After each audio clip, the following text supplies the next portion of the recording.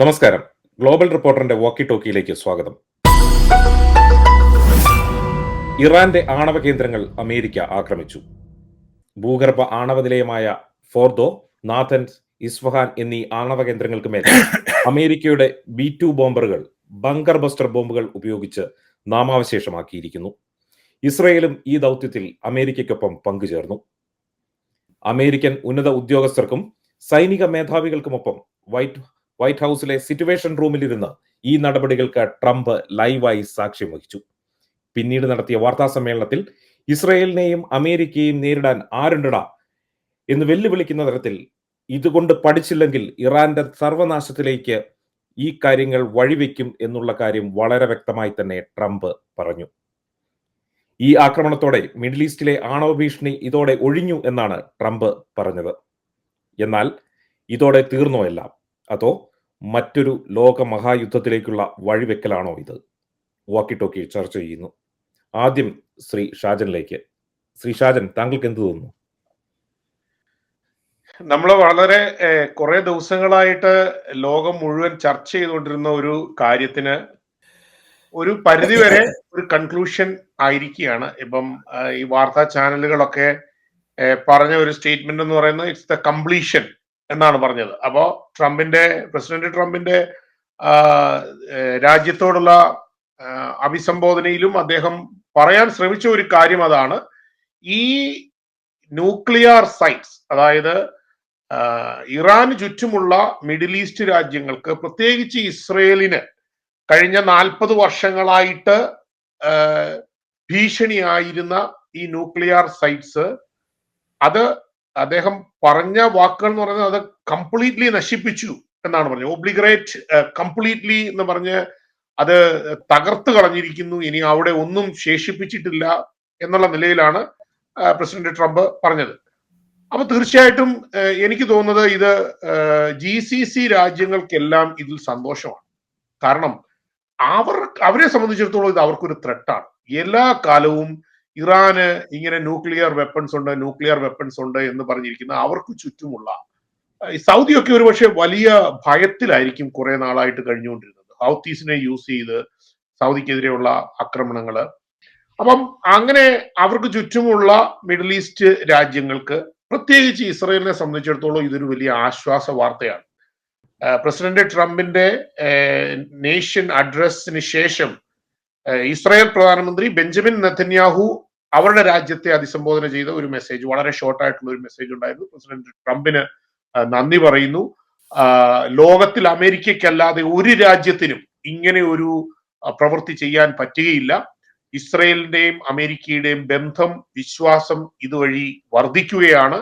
ഈ ഒരു കൂട്ടുകെട്ട് ലോകത്തിലെ ഏറ്റവും ശക്തമായ കൂട്ടുകെട്ടാണ്.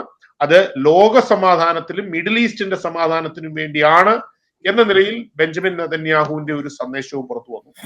അപ്പോൾ എനിക്ക് പ്രാരംഭമായിട്ട് എനിക്ക് പറയാനുള്ളത്, ഇത് ഓഫ് കോഴ്സ് അമേരിക്കയിൽ ഇതിന് എതിർപ്പുണ്ട്. ഇപ്പം ഡെമോക്രാറ്റിക് റെപ്രസെന്റേറ്റീവ് റോ ഖന്ന പറഞ്ഞേക്കുന്നത് കൺഗ്രഷണൽ മെമ്പേഴ്സ് എല്ലാം ഇമ്മീഡിയറ്റ്ലി DC-യിലേക്ക് പോകണം. കോൺഗ്രസിന്റെ അനുവാദമില്ലാതെ അല്ലെങ്കിൽ ഹൗസിന്റെ അനുവാദമില്ലാതെ ട്രംപ് യുദ്ധത്തിൽ ഏർപ്പെട്ടു. അത് തെറ്റാണ്. ഇതൊരു യുദ്ധം എന്ന് ഒരിക്കലും ട്രംപ് ഡിക്ലെയർ ചെയ്തിട്ടില്ല. It's is not a war. ഇറാന്റെ കയ്യിലുള്ള, അല്ലെങ്കിൽ ഇറാന് കഴിഞ്ഞ നാളുകളായിട്ട് വളർത്തിക്കൊണ്ട് വന്ന അവരുടെ ന്യൂക്സ് വെപ്പൺസിനുള്ള അവരുടെ സൈറ്റുകൾ, അത് പ്രത്യേകിച്ച് ആ ഫോർദോ പോലുള്ള പ്രധാനപ്പെട്ട 3 ആണവ സമ്പുഷ്ട കേന്ദ്രങ്ങൾ, അതാണ് ഇപ്പോൾ ഈ B-2 സ്റ്റെൽത്ത് ബോംബേഴ്സ് ഉപയോഗിച്ച് അല്ലെങ്കിൽ ബങ്കർ ബസ്റ്റേഴ്സ് ഉപയോഗിച്ച് തകർത്ത് കളഞ്ഞിരിക്കുന്നത്. ഇതിന് പ്രത്യാഘാതങ്ങൾ ഉണ്ടാകുമോ എന്ന് ചോദിച്ചു കഴിഞ്ഞാൽ തീർച്ചയായിട്ടും നമ്മൾ അതിന് വളരെ ക്യൂരിയസ് ആണ്. നമ്മൾ ലോകം മുഴുവൻ ക്യൂരിയസ് ആയിട്ട് നോക്കിയിരിക്കുകയാണ് എന്താണ് സംഭവിക്കാൻ പോകുന്നത്. അപ്പൊ അതിനെക്കുറിച്ച് നമുക്ക് എല്ലാവർക്കും അതിനെക്കുറിച്ച് നമ്മുടെ അഭിപ്രായങ്ങൾ പറയാം. എന്താണ് നാളെ എന്ത് സംഭവിക്കും, ഇറാൻ എങ്ങനെയാണ് ഇതിനോട് പ്രതികരിക്കാൻ പോകുന്നത്, അതാണ് ഷാജന പറഞ്ഞ കാര്യത്തില് ട്രംപിന്റെ ഒരു 4 മിനിറ്റ് വരുന്ന നേഷനെ അഡ്രസ് ചെയ്തുകൊണ്ട് പറഞ്ഞ 4 മിനിറ്റ് വരുന്ന ഒരു പ്രസ് മീറ്റില്, അത് ശരിക്കും പറഞ്ഞാൽ മിഡിൽ ഈസ്റ്റിനെ കൂടെ നിർത്തിക്കൊണ്ടുള്ള ഒരു പ്രസ്താവനയാണ്. കാരണം ഇറാന് ഓൾറെഡി മിഡിൽ ഈസ്റ്റിനെ എല്ലാം ബുള്ളി ചെയ്തുകൊണ്ടിരുന്ന മിഡിൽ ഈസ്റ്റേൺ കൺട്രീനെ പ്രൊട്ടക്ട് ചെയ്യാനായിട്ട് അമേരിക്ക ഈ ഒരു ആക്ഷനിൽ പങ്കെടുത്തു എന്നുള്ളതാണ്. അത് സാധാരണ ഒരു യുദ്ധത്തിനൊക്കെ ഇറങ്ങുമ്പോൾ ഞങ്ങൾ വരുവാണ്, നിങ്ങളെ അടിക്കാൻ പോവാന്ന് പറഞ്ഞിട്ടല്ലല്ലോ ഒരു യുദ്ധത്തിന് ഇറങ്ങുന്നത്. ഓൾറെഡി 2 ആഴ്ച കഴിഞ്ഞ് തീരുമാനമെടുക്കാം എന്നൊക്കെ പറഞ്ഞിരുന്നെങ്കിലും അതൊരു പ്രിപ്പറേഷന്റെ ഭാഗമായിട്ട് അമേരിക്കയുടെ ഒരു തന്ത്രമായിരുന്നു എന്ന് വേണം നമുക്ക് കണക്കാക്കാനായിട്ട്.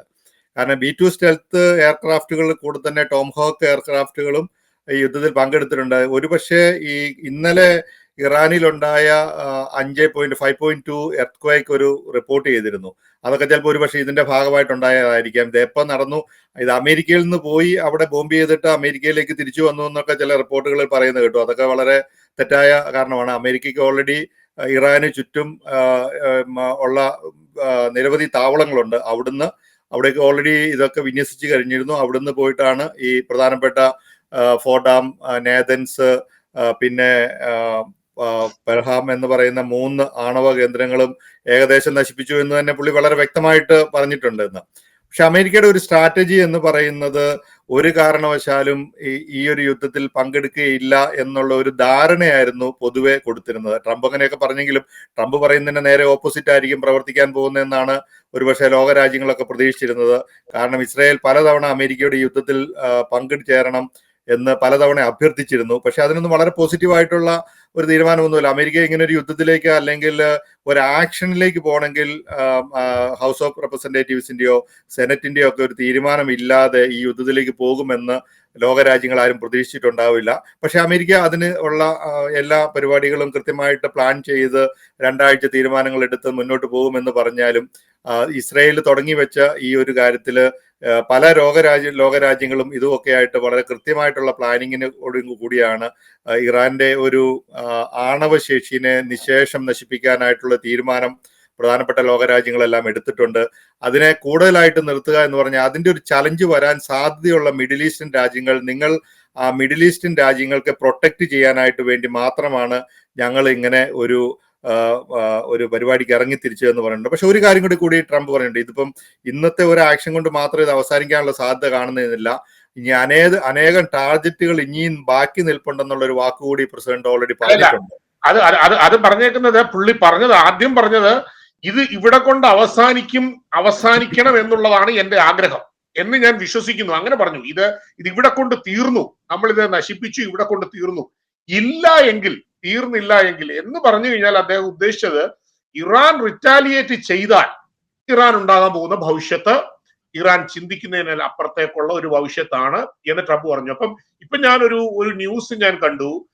ഇറാന്റെ സ്റ്റേറ്റ് ന്യൂസ് ഏജൻസി അമേരിക്കയുടെ മിലിറ്ററി ബേസുകളുടെ ലൊക്കേഷനും മാപ്പും എയർ ചെയ്തിട്ട് അവർ പറഞ്ഞേക്കുകയാണ്, you started it and we will end it എന്ന് പറഞ്ഞൊരു സ്ക്രോൾ അവരുടെ ഇറാനിയൻ സ്റ്റേറ്റ് മീഡിയ വിട്ടതായിട്ട് ഞാനൊരു ന്യൂസ് കണ്ടു. യു സ്റ്റാർട്ടഡ് ഇറ്റ്, ട്രംപിനോട് പറഞ്ഞേക്കാണ് you started it we will end it. അങ്ങനെ ഒരു കാര്യത്തിലേക്ക് പോവുകയാണെങ്കിൽ തീർച്ചയായിട്ടും ഇത് എസ്കലേറ്റ് ചെയ്യപ്പെടും.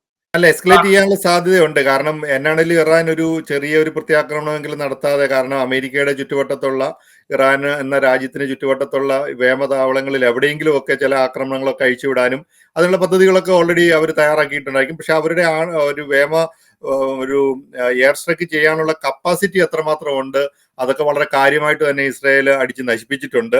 അത് ആദ്യം തന്നെ അടിച്ച് നശിപ്പിച്ചിട്ടുണ്ട് എന്ന് പറയുന്നു.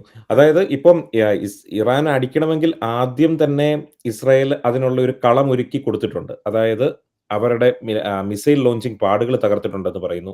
അതുപോലെ അവരുടെ എയർക്രാഫ്റ്റ് ലോഞ്ച് ചെയ്യാനുള്ള ഫെസിലിറ്റീസ്, അതുപോലെ തന്നെ ഒരുപാട് എയർക്രാഫ്റ്റുകൾ തകർത്തിട്ടുണ്ട് എന്ന് പറയുന്നു. അപ്പം അങ്ങനെ വരുമ്പോൾ ഇനി ഏത് തരത്തിൽ റിറ്റാലിയേറ്റ് ചെയ്യുമെന്നുള്ള ഒരു കാര്യം കൂടിയുണ്ട്. ഇനി സൈനിക താവളങ്ങളെ മാത്രമാണോ ലക്ഷ്യം വെക്കുന്നത്? അതുപോലെ തന്നെ ഇനി വേറെ അതിലും ഭീകരമായ വേറൊരു കാര്യമുള്ളതെന്ന് പറഞ്ഞു കഴിഞ്ഞാൽ ഇനി ലോകം എങ്ങോട്ടാണ്, ഏത് പക്ഷത്ത് ഒരു പക്ഷേ 2 പക്ഷമായി ലോകം ചേർന്ന് വരികയാണെങ്കിൽ വീണ്ടും ഒരു ലോകമായ യുദ്ധത്തിലേക്ക് പോകാനുള്ള ഒരു സാധ്യതയുണ്ട്. അത് ഓൾറെഡി പാകിസ്ഥാനെ വളരെ തന്ത്രപരമായിട്ട് ട്രംപ് തന്റെ ഡിന്നറിന് കൊണ്ടുവന്ന് അല്ലെങ്കിൽ ലഞ്ചിന് കൊണ്ടുവന്ന് ആ ഒരു പാകിസ്ഥാൻ ഏത് തരത്തിൽ പെരുമാറണമെന്നുള്ള കാര്യം വളരെ കൃത്യമായിട്ട് അവർക്ക് പറഞ്ഞു കൊടുത്തു വിട്ടു, അല്ലെങ്കിൽ ഒരു ട്യൂഷൻ എടുത്തു കൊടുത്തു വിട്ടു എന്ന് വേണം മനസ്സിലാക്കാൻ. പക്ഷേ അത്തരത്തിൽ ട്രംപ് പറഞ്ഞാൽ കേൾക്കാത്ത വേറെ കുറെ ലോകരാഷ്ട്രങ്ങളുണ്ട്. ഇപ്പൊ റഷ്യ അതുപോലെ തന്നെ ചൈന എന്ത് നിലപാടെടുക്കുന്നു എന്നുള്ളത് വളരെ കൃത്യമായിട്ടുള്ള ഒരു കാര്യമാണ്. വളരെ ആശങ്കയുണ്ടാക്കുന്ന കാര്യമാണ് ചൈനയുടെയും റഷ്യയുടെയും ഉത്തര കൊറിയയുടെയും ഒക്കെ ഒരു നിലപാട്. ഇപ്പൊ അസദ, മിഡിൽ പക്ഷെ ഈസ്റ്റേൺ അതിനകത്ത് കൺട്രീസ് ഒരുപക്ഷെ ഒരു തീരുമാനത്തിലേക്കും എത്തില്ല. ചിലപ്പോൾ ഈ ട്രംപിന്റെ ഈ നടപടിയെ എന്താ പറയുക, ഒരു നല്ല രീതിയിൽ തന്നെ കാണാനുള്ള സാധ്യതയുണ്ട്. കാരണം അല്ല അസദ, അവർക്കുണ്ടാവുന്ന ഒരു അതിൻ്റെ അകത്തൊരു കാര്യമുണ്ട്. ട്രംപ് ഓൾറെഡി തന്നെ ഇപ്പം റഷ്യൻ പ്രസിഡന്റ് പുടിനുമായിട്ട് ട്രംപിന് നല്ലൊരു ബന്ധമുണ്ട്. കാരണം അതിവിടെയൊക്കെ ഇലക്ഷനിൽ കാര്യമായിട്ടുള്ള ചർച്ചയിൽ വന്ന ഒരു കാര്യമാണ്. പുടിനുമായിട്ട് പുള്ളി ഓൾറെഡി പല കാര്യങ്ങളും, പുടിൻ ഒരു ഓപ്പോസിറ്റ് റഷ്യ ഈ ഒരു യുദ്ധത്തിൽ പാർട്ടിസിപ്പേറ്റ് ചെയ്യാനുള്ള സാധ്യത വളരെ കുറവാണ്. അതുപോലെ ടർക്കിയായിട്ടും പാകിസ്ഥാനുമായിട്ടും പല രീതിയിലുള്ള മേഖലകളിലുള്ള അസോസിയേഷൻ ഓൾറെഡി ട്രംപ് ആ കാര്യങ്ങളൊക്കെ നയപരമായിട്ട് പുള്ളി നടപ്പിലാക്കി എടുത്തിട്ടുണ്ട്. അമേരിക്കയ്ക്ക് ഇനി കൂടി വന്നു കഴിഞ്ഞാൽ ഇതിന്റെ അകത്ത് ഏതെങ്കിലും രീതിയിൽ ഒരു ചലഞ്ച് നടത്താൻ പറ്റുന്ന ഒരു രാജ്യം എന്ന് പറയുന്നത് ചൈനയാണ്.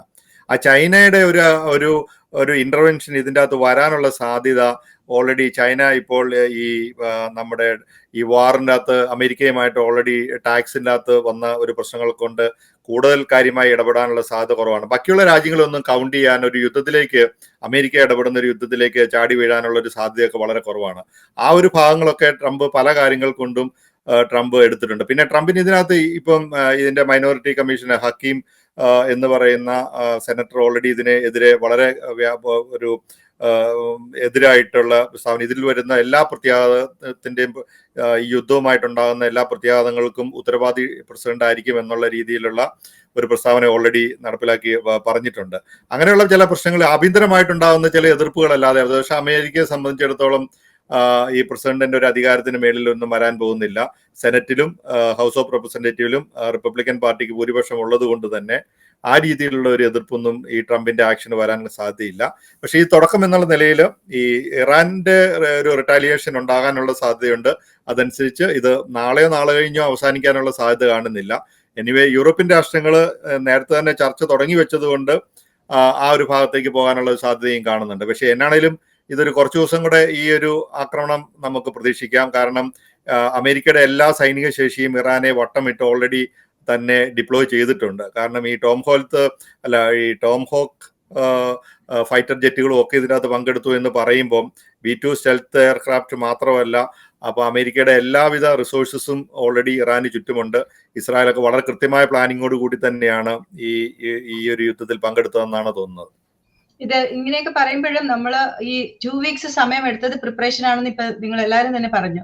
അത് ഞാൻ ആലോചിക്കുന്നത് ഈ ഇറാന് ചുറ്റുമുള്ള ആ ബേസസ് മാത്രം എടുക്കുമ്പം Iraq, Qatar, Kuwait, Saudi Arabia, UAE, Jordan, Turkey, പിന്നെ അവരുടെ തന്നെ എത്രയോ ഷിപ്പുകൾ അറേബ്യൻ സീയിൽ എല്ലായിടത്തും കിടപ്പുണ്ട്. ഇപ്പൊ ഇതിനെ എല്ലാത്തിനെയും സെക്യൂർ ചെയ്തിട്ടുള്ള ഒരു പ്രിപ്പറേഷൻ നടത്തിയതിനു ശേഷം അതിനു വേണ്ടിയിട്ടാണ് ഈ 2 വീക്സ് എടുത്തിരിക്കുന്നതെന്ന് തോന്നുന്നത്. ഇതിന് ശേഷമാണ് ഇങ്ങനെ ഒരു അറ്റാക്ക് നടത്തിയിരിക്കുന്നത്. ഇപ്പോ ഷാജൻ പറഞ്ഞതുപോലെ തന്നെ ഈ ഒരു അറ്റാക്കില് എതിർപ്പുണ്ടോ ഇല്ലയോ എന്നുള്ളതിനേക്കാളും മിഡിൽ ഈസ്റ്റിലുള്ള കൺട്രികൾക്ക് വന്നിട്ട് ഇതൊരു ആശ്വാസം തന്നെയാണ്. എന്തൊക്കെ പറഞ്ഞാലും ഇസ്രായേലിനെ സംബന്ധിച്ചും ആശ്വാസം എന്നതിലുപരി ഇത്രയും നാളും അവർ അറ്റാക്ക് ചെയ്തുകൊണ്ടിരുന്നത് ഈ ആണവ നിലയങ്ങളും മിസൈൽ നിർമ്മാണ കേന്ദ്രങ്ങളും സൈനിക താവളങ്ങളുമായിരുന്നു ഇസ്രായേൽ അറ്റാക്ക് ചെയ്തുകൊണ്ടിരുന്നത്. അതേ സമയത്ത് ഇറാൻ അറ്റാക്ക് ചെയ്തുകൊണ്ടിരുന്നത് ഇസ്രായേലിന്റെ ചെല്ലവീവും അല്ലെങ്കിൽ ഹൈഫ സിറ്റി പോലെയുള്ള ജനനിബിഡമായ സ്ഥലങ്ങളാണ് അറ്റാക്ക് ചെയ്തുകൊണ്ടിരുന്നത്. ഇത് നമ്മൾ മൊത്തത്തില് ആദ്യം മുതലുള്ള ഈ അറ്റാക്ക് നടന്നുകൊണ്ടിരുന്ന സമയം മുതലുള്ള ജൂൺ 13 മുതലുള്ള ദിവസങ്ങളും അല്ലെങ്കിൽ അതിന് മുൻപുള്ള ദിവസങ്ങളിലുള്ള നമ്മുടെ അമേരിക്കയുടെ ഓരോ രാജ്യങ്ങളുമായിട്ടുള്ള ചർച്ചകളും പൊളിറ്റിക്കൽ ആയിട്ടുള്ള ഒരു ഡെവലപ്മെന്റുകളെല്ലാം നോക്കുമ്പോൾ തന്നെയും ഈ ഒരു ഇതിനുള്ള പ്രിപ്പറേഷൻ ആയിരുന്നോ എന്ന് തോന്നിപ്പോകുന്ന വിധത്തിലാണ് കാര്യങ്ങളുടെ പോക്ക് പോകുന്നത്.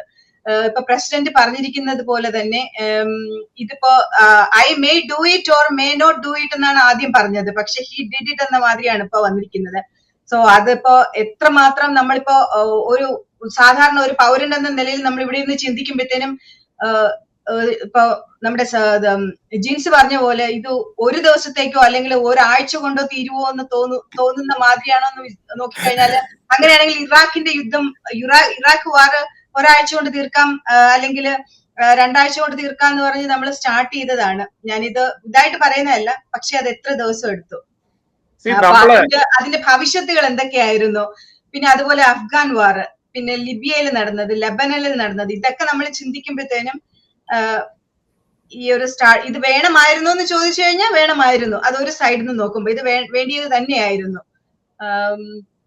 എന്തോ നമ്മൾ അല്ല, ചർച്ച അത് ചെയ്യേണ്ട പ്രതീക്ഷ വിഷയം അതിനകത്തൊരു തന്നെയാണ് കാര്യം എന്ന് വെച്ചാല് ഇത്. ഇറാന്റെ മറ്റുള്ള ഇറാഖിനെ കണക്കിലെടുക്കുന്നത് പോലെ നമുക്ക് ഇറാനെ എടുക്കാൻ പറ്റില്ല. ഇറാന് 90 മില്യണോളം വരുന്ന ജനസംഖ്യയുള്ള വളരെ വിശാലമായ ഒരു ഭൂപ്രകൃതിയുള്ള, അതിൽ 70% മലനിരകളാൽ ചുറ്റപ്പെട്ട് കിടക്കുന്ന ഒരു രാജ്യമാണ്. അതായത് ഈ ഭൂപ്രകൃതി കൊണ്ട് തന്നെ ഒരു നാച്ചുറൽ കോട്ടയ്ക്കുള്ളിൽ സ്ഥിതി ചെയ്യുന്ന ഒരു രാജ്യമാണ് ഇറാൻ. അപ്പം ആ ഇറാന്റെ അവരുടെ സൈനിക ശേഷിയൊക്കെ പെട്ടെന്ന് ഇപ്പം അമേരിക്കയ്ക്കോ മറ്റുള്ള രാജ്യങ്ങൾക്കോ ഒക്കെ എത്ര കൃത്യമായ പ്ലാനിങ്ങോട് കൂടി ഉണ്ടെങ്കിലും നശിപ്പിക്കാൻ പറ്റില്ല എന്നുള്ള അവരുടെ ഒരു സിറ്റുവേഷൻ ഉള്ളത് കൊണ്ട് തന്നെ വളരെ കൃത്യമായിട്ട് പ്ലാനിങ് അവർക്കും ഒക്കെ ഉണ്ടാക്കി. അവരുടെ അത്രമാത്രം ഇതിനെയൊക്കെ പ്രതിരോധ ശേഷിയെ നശിപ്പിച്ചു കഴിഞ്ഞാൽ കൂടിയും അവരുടെ ഭാഗത്തുനിന്ന് ഒരു എതിർപ്പ് ഉണ്ടാകാനുള്ള സാധ്യതയും ഈ യുദ്ധം കുറച്ചുകൂടി നീണ്ടുപോകാനുള്ള ഒരു സാധ്യതയും ഉണ്ട്. കാരണം അവരുടെ ആ ഒരു ഈ പറഞ്ഞ ഈ ഭൂപ്രകൃതി ആ രീതിയിലാണ് വിന്യസിക്കപ്പെട്ടിരിക്കുന്നത്. അപ്പൊ അവരുടെ അത് തന്നെയല്ല, അത് കൂടാതെ തന്നെയാണെങ്കിലും അവരുടെ സൈനിക ശേഷിയും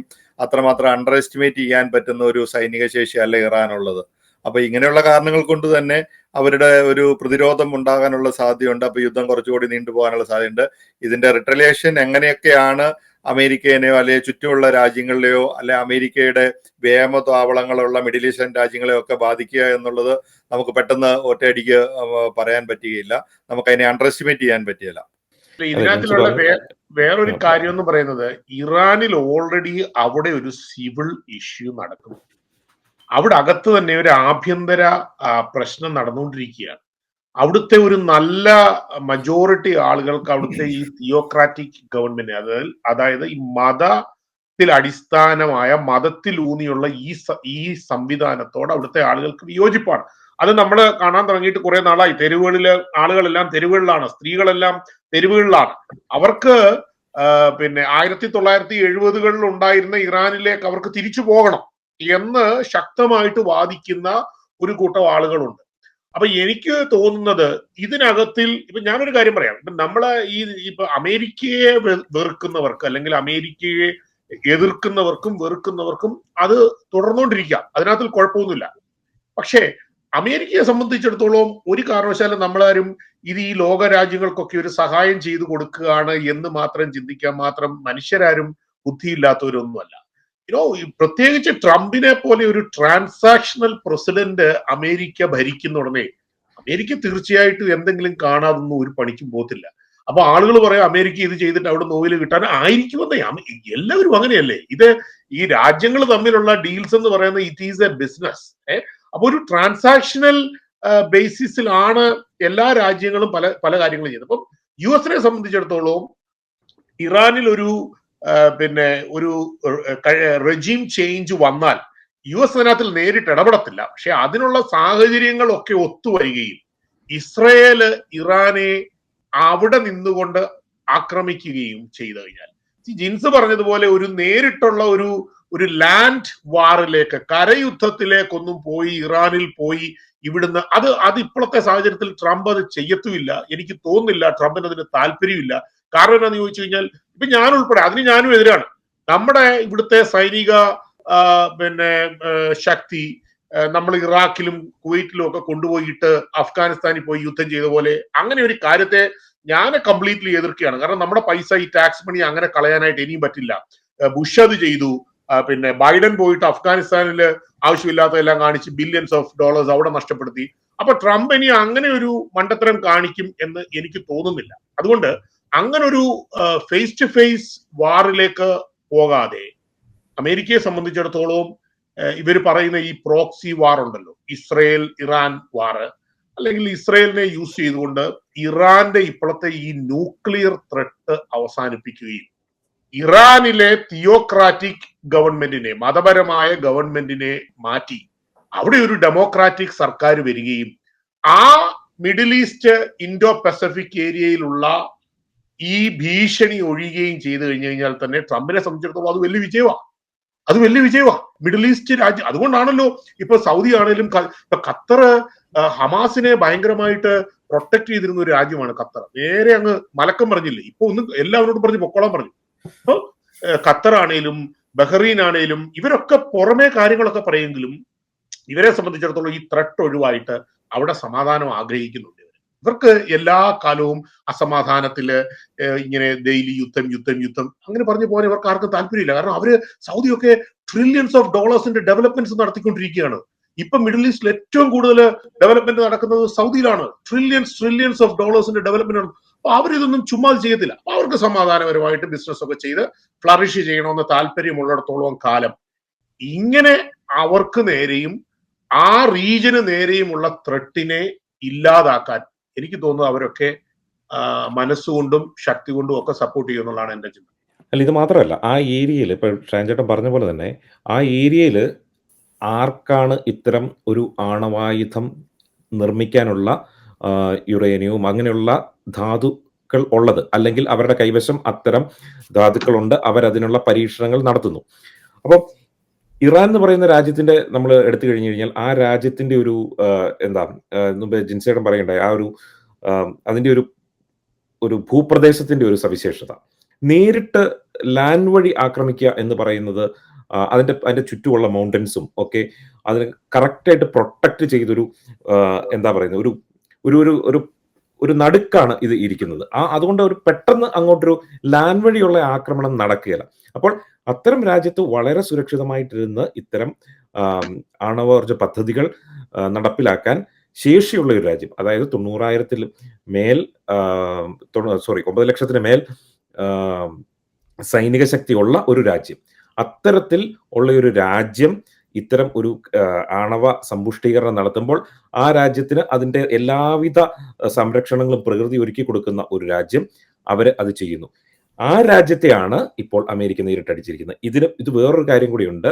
ഇത്തരത്തിൽ എവിടെയൊക്കെയാണോ ഈ മിഡിൽ ഈസ്റ്റിൽ ഇരുന്നിട്ട് ആണവ പദ്ധതികളുമായിട്ട് മുന്നോട്ട് പോകുന്നത്, ഇത്തരം ഇതിന്റെ എന്താ പറയുന്നത്, ഇതിന്റെ ഒരു ഫോമുലയൊക്കെ മറ്റുള്ള തീവ്രവാദ സംഘടനകളിൽ ചെന്നിട്ടുണ്ട് എന്നുള്ള ഒരു സൂചന കൂടെ പലപ്പോഴും പുറത്തു വന്നിട്ടുണ്ട്. അത്തരത്തിലുള്ള സാഹചര്യത്തിൽ നേരിട്ട് ഇറാനെ തന്നെ ആക്രമിച്ചു കഴിഞ്ഞാൽ ഇനിയിപ്പോൾ അത്തരത്തിൽ ഒരാളും തലപൊക്കുക എന്നുള്ള കാര്യം വളരെ കൃത്യമായിട്ടുള്ള സന്ദേശമാണ് ട്രംപ് കൊടുക്കുന്നത്. ഇനി ഇവര് ഹൂതികളാണോ ഇത്തരത്തിലുള്ള ഒരു ആണവ പദ്ധതിയായിട്ട് മുന്നോട്ട് പോകുന്നത്? യമനിൽ ഇരുന്നിട്ട് അവരത് ചെയ്യുന്നുണ്ടോ? നിങ്ങളെ അടിച്ചിരിക്കും, യാതൊരു സംശയമില്ല. ഇത് വളരെ കൃത്യമാണ്. ഇറാനിൽ ഞങ്ങൾക്ക് ഇത് ചെയ്യാമെങ്കിൽ നിങ്ങൾ ഞങ്ങൾക്കൊരു പ്രശ്നമേ അല്ല. ഇത്രയും പ്രകൃതി കനിഞ്ഞ് അനുഗ്രഹിച്ചിരിക്കുന്ന ഒരു രാജ്യത്ത്, ഇത്രയും മിലിറ്ററി ഫെസിലിറ്റി ഉള്ള ഒരു രാജ്യത്ത് ഇത്രയും കാര്യങ്ങൾ ചെയ്യുവാൻ, മിഡിൽ ഈസ്റ്റിനെ തന്നെ ഒരു ഭീഷണിയിൽ നിലനിർത്തുന്ന ഒരു രാജ്യത്തെ കയറി അടിക്കാൻ ഞങ്ങൾക്ക് പറ്റുമെങ്കിൽ, അതാണ് ഇന്നത്തെ പ്രസംഗത്തിൽ ട്രംപ് വളരെ കൃത്യമായിട്ട് പറഞ്ഞിരിക്കുന്നത്. ഇപ്പോൾ ഇറാനുള്ളിലെ ഞങ്ങൾക്ക് ഏറ്റവും ബുദ്ധിമുട്ടുള്ള ടാർഗറ്റുകളെയാണ് ഞങ്ങൾ 3 അടിച്ചിരിക്കുന്നത്, ഇറാനുള്ളിലുള്ള 3 ബുദ്ധിമുട്ടേറിയ ടാർഗറ്റുകളെ. പക്ഷേ ഇനിയും ഉള്ള ടാർഗറ്റുകൾ അടിക്കാന്ന് പറയുന്നത് ഞങ്ങളെ സംബന്ധിച്ചൊരു പ്രശ്നമേ അല്ല എന്നുള്ള കാര്യം വളരെ കൃത്യമായിട്ട് ട്രംപ് പറഞ്ഞിട്ടുണ്ട്. അതായത് ഇനി ഒരു വിട്ടുവീഴ്ചയ്ക്കും ഞങ്ങൾ അത് കൂടാതെ തന്നെ ഇതൊക്കെ ഒരു ലക്ഷ്യം വെക്കുന്നത് എന്താന്ന് വെച്ച് കഴിഞ്ഞാൽ, ട്രംപ് എന്ന് പറയുന്ന നേതാവ് ലോക സമാധാനത്തിനാണ് കൂടുതൽ ഒരു എന്താ പറയുന്ന ഒരു പ്രാധാന്യം കൊടുക്കുന്നത്. അത്തരത്തിൽ ഉള്ള ഒരു കാര്യത്തിന് വേണ്ടിയിട്ട് ട്രംപ് ഈ കാര്യങ്ങളൊക്കെ ചെയ്യുന്നു. അല്ലാതെ ഞങ്ങൾക്ക് ഇറാനെ തച്ചുടയ്ക്കണമെന്ന് ഉള്ള ഒരു ഇതൊന്നുമില്ല. ഞങ്ങളെ റിട്ടാലിയേറ്റ് ചെയ്തു കഴിഞ്ഞാൽ ഞങ്ങൾ അടിക്കും, അത് വേറെ കാര്യം. പക്ഷേ ഇപ്പോൾ ഞങ്ങൾക്ക് അതിനുള്ള ഒരു താല്പര്യമില്ല. ഞങ്ങൾ നിങ്ങളുടെ ആണവ കേന്ദ്രങ്ങളെ മാത്രമാണ് ആക്രമിച്ചിരിക്കുന്നത്. നോക്കൂ, B2 ബോംബർ 200 അടി താഴ്ചയിലുള്ള നടക്കുന്ന ആണവ കേന്ദ്രങ്ങളെയാണ് അടിച്ചിരിക്കുന്നത്. ഇനി എന്താണ് എന്നുള്ളതാണ് നമ്മൾക്ക് കൂടുതലായിട്ട് ചർച്ച ചെയ്യേണ്ടത്. അതായത് ഇനി എന്ത് സംഭവിക്കും, ലോകം ഏത് ചേരിയിലേക്ക് നീങ്ങും, ഏത് വശങ്ങളിൽ ആരൊക്കെ പങ്കുചേരും, അതായത് ഇറാനെ സപ്പോർട്ട് ചെയ്ത് ആരൊക്കെ വരും, അമേരിക്കയെ സപ്പോർട്ട് ചെയ്ത് ആരൊക്കെ വരും, അല്ലെങ്കിൽ നിഷ്പക്ഷമായിട്ട് ആരൊക്കെ നിൽക്കുന്നു, ഈ ലോക രാജ്യങ്ങൾ എടുക്കുന്ന നിലപാടുകൾ എന്താണ്. അതിന് ഉപരിയായി വളരെ പ്രധാനപ്പെട്ട ഒരു കാര്യം കൂടിയുണ്ട്. ഇനി ഈ സംഭവത്തിൽ ഇത്രയും ആണവ കേന്ദ്രങ്ങൾ തകർത്തു എന്ന് പറയുന്നുണ്ട്, പക്ഷേ ഇവിടെ ഒരു അണുവികരണം ഉണ്ടായാൽ എന്ത് സംഭവിക്കും എന്നുള്ളതിനെ കുറിച്ച് നമ്മൾ ഇതുവരെ ചർച്ച ചെയ്തു. വളരെ ഇമ്പോർട്ടന്റ് ആയിട്ടുള്ള ഒരു കാര്യം, അത് ഓൾറെഡി ഉണ്ടായിട്ടുണ്ട്. അതുകൊണ്ട് അവിടെയുള്ള ആളുകളോട് ഒഴിഞ്ഞു പോകാനായിട്ട് പറഞ്ഞു എന്ന് ഇങ്ങനെ ഒരു ന്യൂസ് വരുന്നുണ്ട്. ഞാൻ മുമ്പേ പിന്നെ പെട്രീഷ പറഞ്ഞൊരു കാര്യമുണ്ട്. നമ്മൾക്ക് പല കാര്യങ്ങളും നമ്മൾ അറിയുന്നത് ഓഫ് കോഴ്സ് ന്യൂസ് അല്ലെന്നുണ്ടെങ്കിൽ നമുക്കുള്ള ഇന്റേണൽ കോണ്ടാക്ട്, അത്യാവശ്യം അങ്ങനെയുള്ള ബന്ധങ്ങളൊക്കെ വെച്ചാണ് നമ്മൾ കുറച്ചൊക്കെ ന്യൂസുകൾ. മോസ്റ്റ് 99% ഓഫ് ദ ന്യൂസും നമ്മൾ അറിയുന്നത് പിന്നെ ന്യൂസ് ഔട്ട്ലെറ്റുകൾ വഴിയാണ്. ഇത് വളരെ സോഫിസ്റ്റിക്കേറ്റഡാ. കാരണം എന്താണെന്ന് ചോദിച്ചു കഴിഞ്ഞാൽ നമ്മൾ കാണാത്തതും നമ്മൾ കേൾക്കാത്തതിനും അപ്പുറത്ത് പല കാര്യങ്ങളും ബിഹൈൻഡ് ദ സീനിൽ നടക്കുന്നുണ്ട്. ഞാൻ ഒരാൾ എനിക്ക് ഒരു ടെക്സ്റ്റ് അയച്ചത്, അത് ഒരു ഇൻസൈഡ് കോണ്ടാക്ട് ഉള്ള ഒരാൾ എനിക്ക് അയച്ച ഒരു ടെക്സ്റ്റ് ആണ്. പുള്ളി പറയാണ്, what A brilliant operation. The planes that were flying west over Hawaii and Guam could not have made it to Iran yet. All the attention was on the planes flying west and no one knew there was a whole other squadron flying east. വാർത്ത വന്നെന്താണെന്നറിയാവോ? 12 B-2 stealth bombers ഗോവാമിലേക്ക് പോയിക്കൊണ്ടിരിക്കുകയാണ്. News അതാണ് പോയത്. പക്ഷെ അത് ഇറാനിലും എത്തിയില്ല, എങ്ങും എത്തിയില്ല. They had another route that they were going and destroyed it. ഇതൊന്നും ന്യൂസ് വെളി വരുന്നില്ല. നമ്മളെ സംബന്ധിച്ചിടത്തോളം നമ്മൾ കാണുന്നതൊക്കെ വളരെ ലിമിറ്റഡ് ആയിട്ടുള്ള കാര്യങ്ങളാണ്. അപ്പൊ ഈ 2 weeks വെയിറ്റ് ചെയ്യുമെന്നൊക്കെ ട്രംപ് പറഞ്ഞെന്ന് പറയുന്നത് അത് വളരെ ഷാജൻ ഈ പറഞ്ഞത് ആസാദ് പറഞ്ഞ ഒരു പോയിന്റിലാണ്. ഇനി ലോകം എങ്ങോട്ട് തിരിയും എന്നുള്ളതിനെ കുറിച്ച് പ്രത്യേകിച്ച് വലിയ തിരിച്ചിലൊന്നും ഉണ്ടാച്ചു. ഓൾറെഡി ചേരിയൊക്കെ തിരിഞ്ഞു കഴിഞ്ഞു. ആ ചേരിയൊക്കെ വളരെ കൃത്യമായിട്ട് ടാർഗറ്റ് ചെയ്തിട്ടാണ്, അതൊക്കെ വളരെ കൃത്യമായി പ്ലാൻ ചെയ്തിട്ടാണ് അമേരിക്ക ഈ യുദ്ധത്തിൽ ഇറങ്ങി തിരിച്ചത്. ഒരു കാര്യം കൂടി ഇതിൻ്റെ അകത്ത്, നമുക്ക് ട്രംപ് എത്ര ഏകാധിപത്യമായിട്ടോ അല്ലെങ്കിൽ എത്ര ഒരു ജനാധിപത്യപരമായിട്ടല്ലാത്ത തീരുമാനമെടുത്തു എന്നൊക്കെ പറഞ്ഞാലും ട്രംപ് ആയതുകൊണ്ട് മാത്രമാണ് ഇത്ര പെട്ടെന്ന് ഇങ്ങനെ ഒരു തീരുമാനമെടുത്തത് എന്ന് പറയാതിരിക്കാൻ വയ്യ. അല്ലെങ്കിൽ ഈ ഒരു ആക്ഷന് സെനറ്റിന്റെയും ഹൗസ് ഓഫ് റെപ്രസെന്റേറ്റീവിന്റെയും ഒക്കെ അനുമതി തേടി അതിന്റെ ഒരു പ്രൊസീജിയർ പ്രോട്ടോകോൾ കൂടെ പോയിരുന്നെങ്കിൽ ഇങ്ങനെ ഒരു കാര്യം, ഈ അടി ഇപ്പൊ ഉണ്ടാവുകയായിരുന്നു. അത് ഓൾറെഡി ഇസ്രായേൽ തുടങ്ങി വെച്ച ഒരു കാര്യം ആ മിഡിൽ ഈസ്റ്റിലും പറഞ്ഞിട്ടില്ല. This is not a war. അവിടെ വാർ ആണെങ്കിൽ ഓഫ് കോഴ്സ് നമ്മളിപ്പോ ഒരു ഒഫീഷ്യൽ വാറിന് പോവാണെന്നുണ്ടെങ്കിൽ കോൺഗ്രസിന്റെ അനുമതി വേണം. ഇത് വാർ അല്ലെന്നേ. അതൊക്കെ ടെക്നിക്കലി പറഞ്ഞു കഴിഞ്ഞാലും പിന്നെ B-2 സ്റ്റെൽത്ത് എയർക്രാഫ്റ്റും ടോംഹാക്കും ഒക്കെ ഉപയോഗിച്ച് ചെയ്യുന്ന ബോംബിടുന്ന പരിപാടി പിന്നെ യുദ്ധമല്ലെന്നൊക്കെ പറഞ്ഞിരിക്കാന്നുള്ളതല്ലാതെ ലോകത്തിന് അതൊക്കെ നമുക്ക് ടെക്നിക്കൽ വേർഡിൽ പറഞ്ഞിരിക്കാം. ആക്ച്വലി അമേരിക്ക ഇറാനെ കയറി കാര്യമായിട്ട് ആക്രമിച്ചു. ഈ ആക്രമണം തുടരാനുള്ള സാധ്യതയുണ്ട്.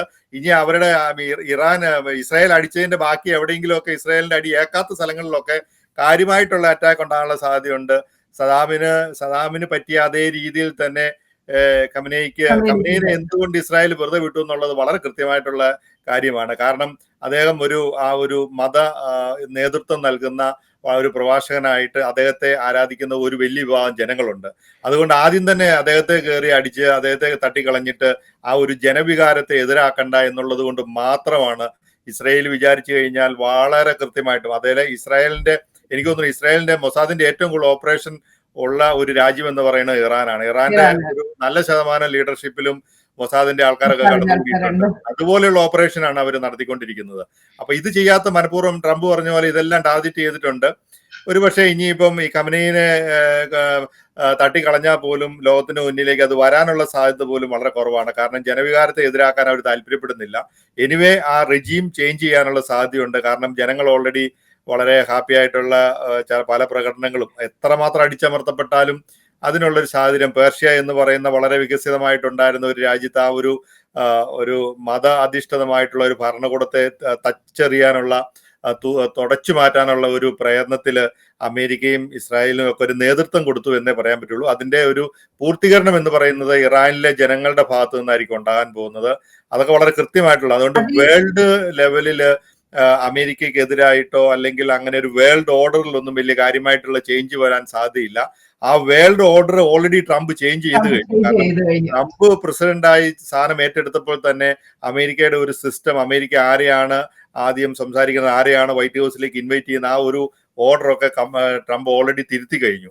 അപ്പം ഈ ട്രംപിന്റെ ഈ തീരുമാനങ്ങൾ കൊണ്ടാണ് ഇത്ര ഫാസ്റ്റ് ആയിട്ടുള്ള ഒരു ഡിസിഷൻ ഉണ്ടായെന്നാണ് നമുക്ക് പറയാൻ പറ്റുന്നത്. ഈ ഇറാനിലെ ജനവികാരം ഇങ്ങനെ എതിരായത് കൊണ്ട് മാത്രമാണ് ഈ ഖൊമേനിയുടെ ഇങ്ങനെ ഒരു മത അധിഷ്ഠിതമായ ഒരു ഗവൺമെന്റ് വരാൻ തന്നെ കാരണം തന്നെ അതാണ്. അതായത് ഷായുടെ നേതൃത്വത്തിൽ ഉണ്ടായിരുന്ന ഒരു കാലഘട്ടം എന്ന് പറയുന്നത് സുവർണ കാലഘട്ടമായിരുന്നു. പക്ഷെ അന്നും ഒരു ഏകാധിപതിയുടെ പോലെ പെരുമാറി അല്ലെങ്കിൽ ജനങ്ങളുടെ ഇഷ്ടങ്ങൾക്ക് എതിരായി പ്രവർത്തിച്ചു എന്നുള്ളത് കൊണ്ട് മാത്രമാണ് ഇങ്ങനെ ഒരു ഗവൺമെന്റ് വരാനുണ്ടായ കാരണം പോലും ഇപ്പൊ ജിൻസ് പറഞ്ഞതുപോലെ ഒരു പിന്നെ ജനവികാരത്തിനോട് ഒപ്പം നിന്നതുകൊണ്ട്. പക്ഷെ അന്ന് ജനങ്ങൾ ചിന്തിച്ചിരുന്നില്ല അതിന്റെ ഭവിഷ്യത്ത് ഇതായിരിക്കുമെന്ന് അവർ അന്ന് ചിന്തിച്ചിരുന്നില്ല.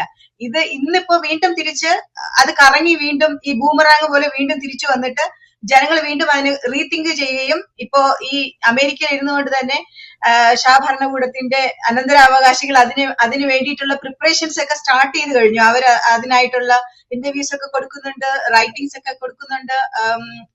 അവർ റെഡിയാണ്, എല്ലാം പ്ലാൻ ചെയ്ത് പ്രിപ്പയർ ചെയ്തിരിക്കുകയാണ്. ഇനി അങ്ങോട്ടൊന്ന് ചെന്ന് അതെല്ലാം ഏറ്റെടുത്താൽ മതി എന്നുള്ള നിലയ്ക്ക് നിൽക്കുന്ന പോലെയാണ് അവരുടെ ഓരോ ഇന്റർവ്യൂസും നമ്മൾ കാണുമ്പോൾ മനസ്സിലാക്കുന്നത്. അല്ല, ഒരു കാര്യം കൂടെ കൂട്ടിച്ചേർക്കണം. മുമ്പേ ഷാൻ ചേട്ടൻ പറഞ്ഞതിന്റെ അകത്തൊരു നമ്മൾ അറിയുന്ന പല വാർത്തകളും പിന്നീട് ചിലപ്പോൾ വളരെ സമയത്തിന് ശേഷമായിരിക്കും അറിയുന്നതെന്നൊരു കാര്യം പറഞ്ഞു. ഇന്നലെ അവിടെ ഒരു ഭൂകമ്പം ഉണ്ടായി എന്നുള്ളൊരു വാർത്ത വന്നിരുന്നു എന്നുള്ള കാര്യങ്ങളൊക്കെ പറഞ്ഞു.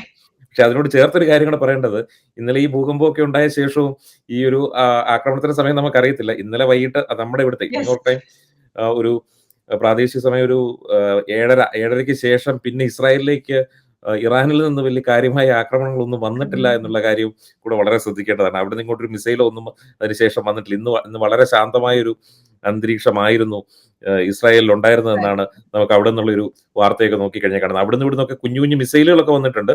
അത് മറ്റേ എന്താ പറയുക, ഹൂതികൾ അയക്കുന്ന മിസൈലുകളോ അല്ലെങ്കിൽ ഗാസയിൽ നിന്നുള്ള മിസൈലുകളൊക്കെ ചെറുത് വന്നിട്ടുണ്ട്. പക്ഷെ അതല്ലാതെ ഇറാന്റെ ഭാഗത്ത് നിന്ന് കഴിഞ്ഞ 24 മണിക്കൂറായിട്ട് കാര്യമായ ആക്രമണങ്ങളൊന്നും തന്നെ ഉണ്ടായിട്ടില്ല. അപ്പോൾ ഷാൻചേട്ടൻ പറഞ്ഞ പോലെ ഈ ഭൂകമ്പമൊക്കെ ഉണ്ടായത് ചിലപ്പോൾ അമേരിക്കയുടെ ഈ ബങ്കർ ബസ്റ്റർ ആയിരിക്കും എന്നുള്ള കാര്യത്തിൽ നമുക്ക് നാളത്തേക്കൊക്കെ ഡിസ്കസ് ചെയ്യാനുള്ള നാളെയാണ് ഇതിന്റെ കറക്റ്റ് ആയിട്ടൊരു ബ്രീഫിംഗ് വരാൻ പോകുന്നത്. നാളെ നേരം ബ്രീഫിംഗ് വന്നു കഴിയുമ്പോൾ കുറച്ചുകൂടെ നല്ലൊരു പിക്ചർ ഇതിനെ കുറിച്ച് നാളെ രാവിലെ എന്ന് പറയുമ്പോൾ ഞായറാഴ്ച രാവിലെ 8 മണി.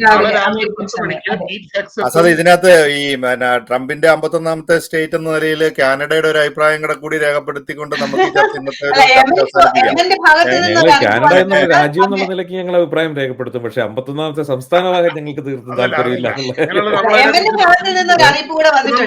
അതൊക്കെ ഞങ്ങൾ വിട്ടു. അതൊക്കെ ഞങ്ങൾ ഇപ്പം സൈഡ് ലൈൻ ചെയ്ത് വെച്ചേക്കുക. ഇപ്പൊ അതിനേക്കാൾ വലിയ ഇഷ്യൂസ് ആണ്. അതുകൊണ്ട് ഞങ്ങള് തൽക്കാലം അത് ഞങ്ങൾ മാറ്റി വെച്ചേക്കുക. വേറൊരു കാര്യമുണ്ട്, മറ്റേ ഞാനിയാഴ്ച ട്രംപിനെ കാണുന്നുണ്ട്. ഞാൻ വെള്ളിയാഴ്ച വൈകിട്ട് ട്രംപിനെ കാണും. അപ്പൊ ഞങ്ങളുടെ കാര്യം ഒന്ന് പറയണം കാര്യമായിട്ട്. ഞങ്ങൾക്ക് ഞാൻ കാണുമെന്നേ പറഞ്ഞുള്ളൂ. എത്ര അടുത്ത് ഞാൻ പറഞ്ഞിട്ടില്ല. അയൽവക്കത്തുള്ള രാജ്യങ്ങളും ഒക്കെയും അവരുടേതായിട്ടുള്ള ഇതില് അഭിപ്രായങ്ങൾ പറഞ്ഞു തുടങ്ങിയിട്ടുണ്ട്. ഇപ്പൊ ഞാൻ പറഞ്ഞത്, അത് നിങ്ങളുടെ ചർച്ചയുടെ ഇടയിൽ ഞാൻ പറഞ്ഞത് മുങ്ങിപ്പോയി. യമന്റെ ഭാഗത്ത് നിന്ന് ഒരു ഇത് വന്നിട്ടുണ്ട്. അറേബ്യൻ, അതായത് റെഡ് സീലുള്ള അമേരിക്കയുടെ ഷിപ്പുകളെല്ലാം അറ്റാക്ക് ചെയ്യുമെന്ന് പറഞ്ഞുകൊണ്ട് അത് വളരെ തമാശ രൂപേണ പ്രസിഡന്റ് ട്രംപ് അത് ട്വീറ്റ് ചെയ്തിട്ടുണ്ട്. അതാ ഞാൻ പറഞ്ഞത്, ഈ പ്രിപ്പറേഷന്റെ ഭാഗമായിട്ട് എല്ലാ ബേസുകളിലും എന്തൊക്കെ ചെയ്യണമെന്നുള്ളത്. ഇതെനിക്ക് തോന്നുന്നത് നമ്മൾ അന്ന് സംസാരിച്ചതുപോലെ തന്നെ ഈ എത്രയോ നാളുകൾക്ക് മുമ്പ് തന്നെ അവിടെയുള്ള ഇവരുണ്ടല്ലോ, നമ്മുടെ ഡിപ്ലോമാറ്റുകളെ എല്ലാരെയും തിരിച്ചു വിളിച്ചപ്പോ തൊട്ടുള്ള ഒരു പ്രിപ്പറേഷൻ അത് അന്ന് തന്നെ സ്റ്റാർട്ട് ചെയ്തതാണ്. അന്നല്ല ഇത്, അതിന് മുന്നേ തന്നെ സ്റ്റാർട്ട് ചെയ്തതാണ്. 3 ആഴ്ചയായി അവിടെ നിന്നുള്ള ആൾക്കാരെ ഒഴിപ്പിച്ചപ്പോൾ അന്നേ ട്രംപ് പറഞ്ഞിരുന്നു പിന്നെ പാകിസ്ഥാന്റെ ഫീൽഡ് മാർഷൽ അസീം മുനീറിനെ 24 മണിക്കൂർ കൊണ്ട് വൈറ്റ് ഹൗസിൽ കൊണ്ടുവന്നു. അതിനെക്കുറിച്ചും കഴിഞ്ഞ ദിവസം ഒരു ഡിസ്കഷൻ ഉണ്ടായിരുന്നു. അതൊക്കെ കൊണ്ടുവന്നെന്ന് പറഞ്ഞു കഴിഞ്ഞാൽ വൈറ്റ് ഹൗസിലെ പിന്നെ ഒഫീഷ്യൽ ചർച്ച എന്ന് പറയുന്നത് യൂഷ്വലി ഡിന്നർ ചർച്ചകളാണ്. ലഞ്ച് ഡിസ്കഷൻ എന്ന് പറഞ്ഞു കഴിഞ്ഞാൽ ഒഫീഷ്യാലിറ്റിയെ അതിനകത്തിലില്ല. അപ്പൊ അസീം മുനീറിനെ പോലെ ഒരുത്തിനെ കൊണ്ട് മുന്നിൽ ഇരുത്തിയിട്ട്, ഞാന് ഒരു മുൻ അംബാസിഡർ, ഇന്ത്യയുടെ മുൻ അംബാസിഡർ ബോറ എന്ന് പറഞ്ഞ അദ്ദേഹം പറഞ്ഞൊരു സ്റ്റേറ്റ്മെന്റ് ഉണ്ട്.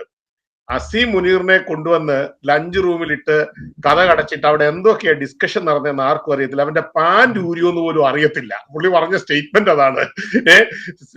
മറ്റേ സെലൻസ്കിയെ കൊണ്ടുവന്ന് പരസ്യമായിട്ട് ചീത്ത വിളിച്ചു, ഇവനെ കൊണ്ടുവന്ന് ലഞ്ച് എന്ന് പറഞ്ഞ് ലോക്ക് ചെയ്തിട്ടേച്ച് എന്തൊക്കെ അതിനകത്ത് നടന്നതെന്ന് പോലും അറിയാം.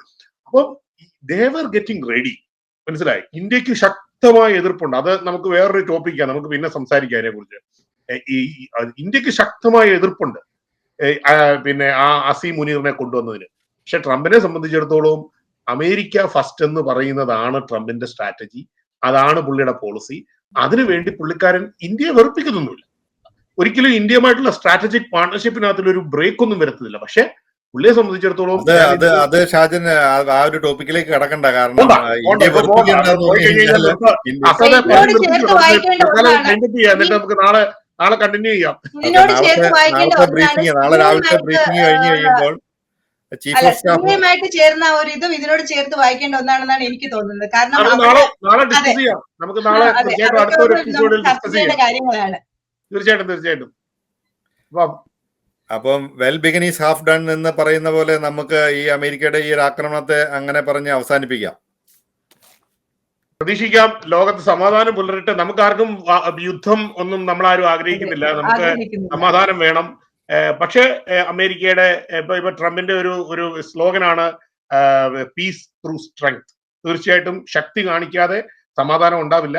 അതിൽ കാഷ്വാലിറ്റി കുറച്ച് ജനങ്ങൾക്ക് സിവിലിയൻ കാഷ്വാലിറ്റി ഒന്നും ഉണ്ടാകാതെ ഒരു അറ്റാക്ക് ഓപ്പറേറ്റ് ചെയ്യുക എന്നൊക്കെ പറയുന്നത് വളരെ പ്രിസൈസ് ആയിട്ടുള്ള അറ്റാക്ക്.